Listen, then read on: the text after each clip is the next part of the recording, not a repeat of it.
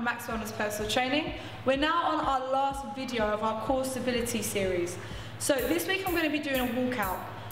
I'm going to show you that first, and then I'm going to combine it with something called an inchworm, which isn't necessarily core specific, but I'm going to make it core specific, and it's also really good for stretching those hamstrings, which are part of our core stability muscles. So if we're working them, we need to give them a good stretch. So let me start with a walkout. So we're going to start here, feet hip width apart. Now we're going to try and keep our legs as straight as possible, and we're going to reach down to the floor. Now I understand some of our flexibility is not great, so you're going to go down as far as you can. If you get to a point where you can't touch that floor, just start to bend your knees. From here, you're going to walk out, hence walk out, and we're going to come to a plank position.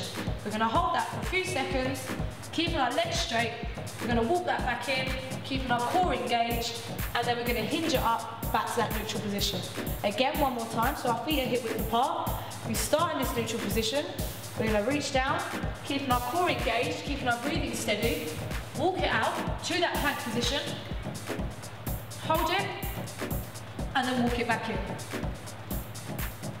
And up, hinge that, back to our neutral. Now, as promised, I said I was going to team it with an inchworm. So again, with the inchworm, we're still going to start with a walkout. So from here, again, to here, come to that neutral position. From here, we're going to inch our toes in. So we want to keep our legs straight. We're going to inch, until literally you cannot do that anymore. Hold that there, and then you can just walk it back out again. Now, an alternative that I do, because I want to work my core a bit more, as I said to you that I would show you before, I'm going to walk it in, inch. Now, depending on what your shoulders are like and your wrists, what I tend to do is take it over and hold. And then back out again.